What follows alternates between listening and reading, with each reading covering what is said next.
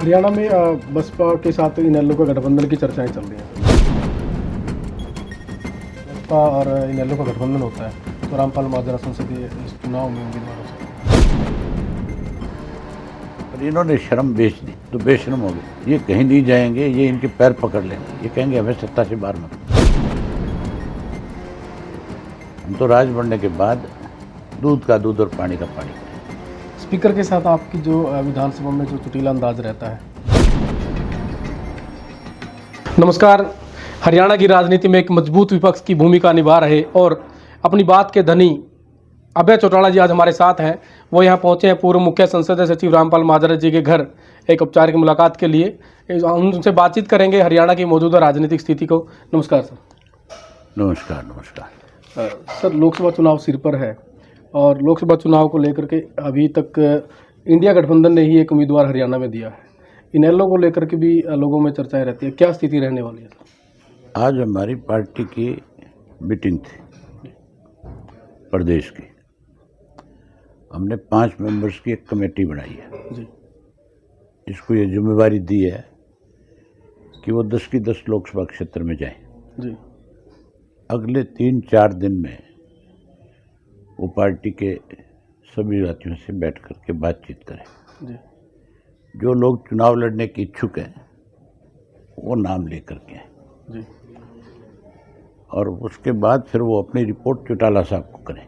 जी उसके बाद चौटाला साहब तय करेंगे, हमारी कोर कमेटी है जी वो फिर उनके साथ बैठ करके विचार विमर्श करेगी। फिर तय होगा कि किस किस को कहाँ से लड़ाया जाए। हरियाणा में बसपा के साथ इनेलो का गठबंधन की चर्चाएं चल रही हैं सर, उस बात में कितनी सच्चाई है? कुछ बातें चर्चा में तभी आती है जब बात आगे बढ़ रही हो। जी अब 2 दिन है, 3 दिन है, देखते हैं। मतलब संभावनाएं हैं सर? हाँ, संभावनाओं से के साथ ये बात कही जा सकती है। जी एक सर, हरियाणा में जैसे भाजपा जसपा गठबंधन है उसको लेकर के स्थिति अभी तक बीजेपी ने स्पष्ट नहीं की है कि वो इकट्ठा लड़ेंगे, जसपा अलग लड़ेंगे। उसके लेकर के आपका क्या कहना है? गठबंधन चलेगा, क्या रहेगा? भाजपा तो बारी बारी से ये बात करती है जी कि 10 पे कमल खिलाएंगे, जी तो फिर गठबंधन कहाँ है? तो जसपा को स्थिति क्या है? वो कहते हैं कि कभी हम मीटिंग बनाई है, हमने कमेटी बनाई है, मीटिंग भी हो चुकी है। मुझे जो अंदेशा है वो ये है जी कि चुनाव नहीं लड़ेंगे जसपा से। और ये कह करके ये सत्ता में रहेंगे जी कि हमें तो मोदी जी को प्रधानमंत्री को बनाना है। जी भाजपा तो पीछा छुटाना चाहती है, जी बहुत टाइम से पीछा छुटाना चाहती है, और ये बेशर्म हो गए। अनेक दफ़ा अनेक ऐसे मौके आए जिन पे इनको बेइज्जत होना पड़ा। जी अभी विधानसभा का जब सेशन था, आप लोगों ने वो चीज़ को नोटिस किया कि नहीं किया? एक शराब की नई पॉलिसी बना रहे थे जी जो महकमा दुष्यंत का था। जी मुझे कुछ लोगों ने संपर्क किया और मुझे बताया कि इससे इंडस्ट्री वालों को बहुत बड़ा नुकसान हो जाएगा। इंडस्ट्री के लोग ही मिले। कोई कांच की बोतल का मुद्दा है। हाँ, और स्टेट में नया माफिया खड़ा हो जाएगा। जी प्रदेश की सरकार को उससे कोई फायदा नहीं होने वाला था। मैंने जब वो इशू रेज किया विधानसभा में तो दुष्यंत को बहुत तकलीफ हुई। उसमें लेडी थी, हमारी गांव की लड़की है, जी जिसने ये कहा कि मैं दुष्यंत की बुआ हूँ, जी और फैक्ट्री वालों से संपर्क किया और उसने कहा कि ये टेंडर मुझे मिलेगा, आप सारी सप्लाई मेरे से लें। जी जब मैंने वो सारी बातें विधानसभा में कही तो नेचुरल है उसको इस बात से तकलीफ हुई कि भाई तेरी जो मंशा थी वो पूरी नहीं हो पाएगी। उसने बहुत जोर दे करके ये बात कही थी कि 29 तारीख से ये लागू हो जाएगा हरियाणा में 29 फरवरी के बाद। कांच की बोतल में ही शराब बिकेगी, दूसरे में नहीं। और उसने बहुत जोर दे के ये बात कही, ये हमारा फैसला है। मुख्यमंत्री ने अगले दिन उसके ऊपर मेरी बात पे बयान दिया कि इंडस्ट्री के जो मालिक है उनकी मर्जी है, वो प्लास्टिक में बना करके बेचें या कांच की बोतल में दें। मतलब एक मिनिस्टर अगर विधानसभा में ये कह, वो मिनिस्टर जो डिप्टी चीफ मिनिस्टर के पद पे है और जो गठबंधन में है, जिसकी वजह से सरकार चल रही है, अगर उसको इस तरह से विधानसभा में चीफ मिनिस्टर बेइज्जत करे तो थोड़ी बहुत गैरत रखने वाला आदमी तो मेरी ख्याल है उसी वक्त सरकार से बाहर आ जाए। लेकिन यही हालत इनकी इस चुनाव में होने वाली है। रोज बयान आते हैं इनके, हम अकेले लड़ लेंगे, 10 की 10 पे लड़ेंगे, दफ्तर खोलने शुरू कर दिए, नोटंकी कर रहे हैं। एंड इनका यही होगा, ये इनके पैर पकड़ लेंगे कि हमें 4 महीने और सत्ता में रख लो, मतलब आपके हमें निकालो मत। इनको कोई सीट मिलने वाली नहीं है हरियाणा लोकसभा चुनाव। जब बीजेपी वाले खुद कह रहे हैं, चीफ मिनिस्टर कह रहा है, प्रधानमंत्री मोदी खुद जब रिवाड़ी आया था उसने खुद ने ये बात कही कि 10 की 10 पे कमल खिलना चाहिए जी। अमित शाह जब सरसा आया था उसने कहा था 10 की 10 पे कमल खिलना चाहिए। तो फिर आप अब भी ये उम्मीद लगा के बैठे हो कि इनको कुछ मिलने वाला है। इनको तो वो धक्के दे करके निकालना चाहते हैं, बेइज्जत करके उनको बाहर करना चाहते हैं, पर इन्होंने शर्म बेच दी तो बेशर्म हो गए। ये कहीं नहीं जाएंगे, ये इनके पैर पकड़ लेंगे, ये कहेंगे हमें सत्ता से बाहर मत करो। मतलब लोकसभा विधानसभा चुनाव तक इनका ये गठबंधन में रह सकते हैं। गठबंधन थोड़ा ही है जी, ठगबंधन है। लूट में शामिल रहना चाहते हैं, लूटना चाहते हैं प्रदेश में। विधानसभा में जब सत्र आता है सर, पूरे हरियाणा में लोग जब आप बोलते हैं तो चर्चा रहती है कुछ ना कुछ मुद्दा रहेगा, और विपक्ष के तौर पे आपने कई घोटाले उठाए हैं विधानसभा चुनाव में सेशन में, तो आज तक लगता है किसी पे कार्रवाई हुई ना? एक पे भी नहीं। मैंने हमेशा मुद्दों की बात करी है जी। और मैंने हमेशा सरकार को इस बात के लिए विधानसभा में मजबूर किया है, मुख्यमंत्री को हर बार ये कहना पड़ा है मैं इसकी जांच कराऊंगा। कोई कभी जांच में शामिल होने के लिए लेकिन बुलाया आज तक शामिल होना तो दूर की बात, आज तक किसी की जांच कराई नहीं।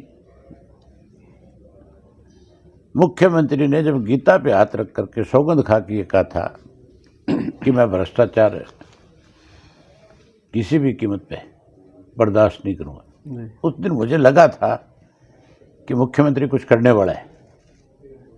लेकिन अगले दिन एक मुद्दा आया था जिस पे मुख्यमंत्री बैकआउट कर गया। उससे लगता है कि मुख्यमंत्री बहुत कमजोर हो चुका है। ये जितने घोटाले हुए हैं, जब हमारा राज बनेगा जी। हम इसकी जांच कराएंगे, आयोग बनाएंगे बाकायदा, जी। और आयोग भी किसी रिटायर्ड हाई कोर्ट के जज का बनाएंगे।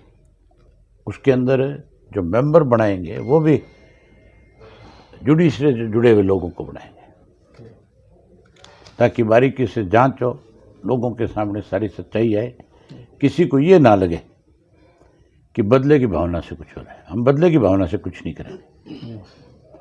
हम तो राज बनने के बाद दूध का दूध और पानी का पानी करेंगे। स्पीकर के साथ आपकी जो विधानसभा में जो चुटीला अंदाज रहता है उसमें भी लोगों का काफ़ी इंटरेस्ट रहता है, कई चीज़ें आपने उनको घेरा भी। मेरा स्पीकर से कोई जाति विवाद नहीं है जी। स्पीकर जब सरकार का पक्ष लेता है या किसी बात को हाउस के अंदर चर्चा ना हो उसके लिए हमें नेम करता है या समय समाप्त होने की बात करता है तो नेचुरल है, हम वहाँ अपनी बात कहने जाते हैं। कोई स्पीकर सारी मर्यादाएं ख़त्म करके हमें बोलने से हमारे अधिकार को रोकने की कोशिश करे, ये कैसे सहन होगा? स्पीकर नहीं, कोई भी हो चाहे। सर लोकसभा चुनाव पे आ जाते हैं। अभी परिवार से कोई मैदान में उतर सकता है? अभी बताया तो है आपको, पिछली बार भी जैसे अर्जुन चौटाला। अभी आपको बताया है कि अभी 4-5 दिन लगेंगे। जी। क्या फैसला होता है इसमें समय लगेगा, जी। ये मैं अकेला कुछ नहीं कह सकता।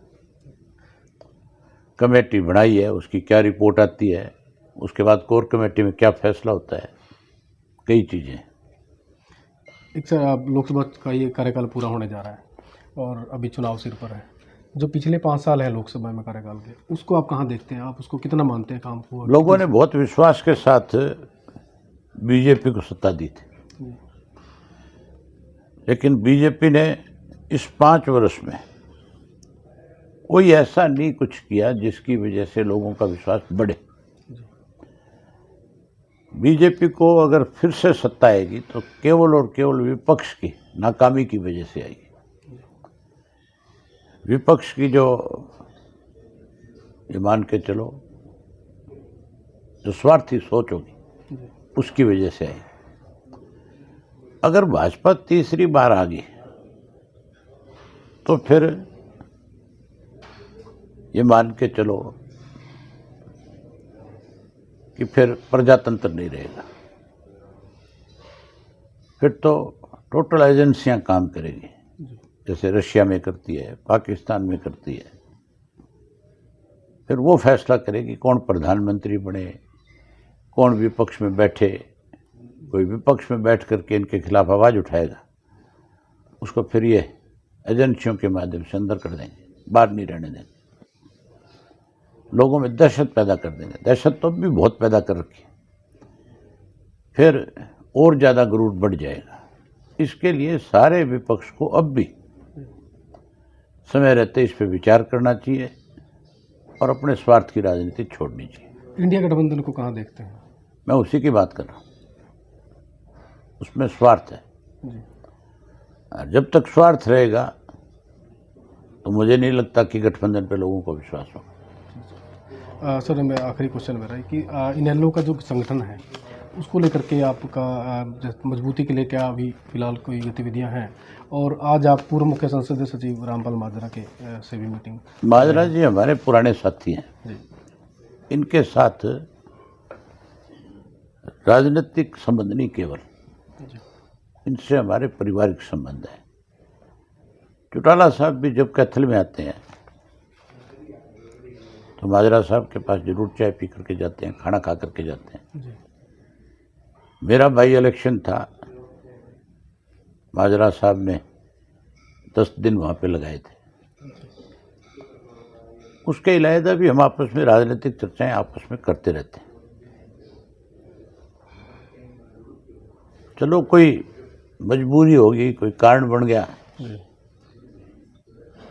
कि हमने कोई अलग राह पकड़ ली, लेकिन उनमें खटास नहीं है, वो कभी ख़त्म हो सकती है। चर्चाएं भी ये चल रही हैं कि यदि, हालांकि आपने स्पष्ट किया कि कमेटी बनाई है, यदि बसपा और इनेलो का गठबंधन होता है तो रामपाल माजरा संसदीय इस चुनाव में उम्मीदवार हो सकते हैं गठबंधन। ये लड़ने के यहाँ तो भरे, जी। फिर तो कमेटी से मैं ही रिक्वेस्ट कर लूँगा, जी। पहले आप इनसे यहाँ भरवाओ। तो एक बड़ी ये घटना हुई दुखदायक, नफी सिंह राठी जी को जो है गोली मार के हत्या कर दी गई, उसके ऊपर आपने सरकार को अल्टीमेटम दिया था, उसके बाद अब क्या स्थिति? हमने जो डिमांड करी थी कि सीबीआई को जांच सौंपी जाए, जांच सीबीआई के पास चली गई। 2 लोग गिरफ्तार हुए हैं। मैं लगातार एसपी के टच में और मुझे सीबीआई पे भरोसा है कि एक्चुअल मुजरिम पकड़े जाएं, बचेंगे नहीं। नया प्रदेश अध्यक्ष और मान के चलो ये रोज सत्ता में नहीं रह सकते। अगर अभी समय रहते प्रशासनिक अधिकारियों ने बिना दबाव के कोई अच्छा काम किया, सच्चाई सामने ले आएंगे, तो उनकी बढ़ाई करेंगे कि उन्होंने अपनी जिम्मेवारी निभाई है। अदरवाइज सत्ता परिवर्तन के बाद अगर हमारी सरकार बन गई तो मैं खुल के बता देता हूँ आपको, जो मुजरिम है उनके साथ तो बहुत सख्ती होगी। जिन लोगों ने इसको अंजाम दिया है, जिन लोगों ने ये करवाया है, उनके साथ भी कानून के तहत सख्त कार्रवाई करें। और अगली और बता देता हूँ, उनको जो बचाने वाले आज जो पॉलिटिशियन हैं, जो सत्ता में बैठे लोग हैं, उनको भी इस केस में साथ जोड़ देंगे। इसका मतलब तो जो सत्ता में बैठे लोग हैं वो मर्जी चाहे उसको फांसी तोड़ देंगे। ये कैसे संभव है? हम हाई कोर्ट जाएंगे जल्दी। हाई कोर्ट में इस बात की डिमांड करेंगे कि हाई कोर्ट के जस्टिस की देखरेख में सीबीआई की जांच हो और एक समय निर्धारित हो ताकि कोई बचे नहीं। नए प्रदेश अध्यक्ष की नियुक्ति कब तक? आज मीटिंग में ये फैसला हुआ था सर्वसम्मत कि चौटाला साहब जिसको ये जिम्मेवारी सौंपेंगे, हम सारे पार्टी के लोग उसके नेतृत्व में काम करें।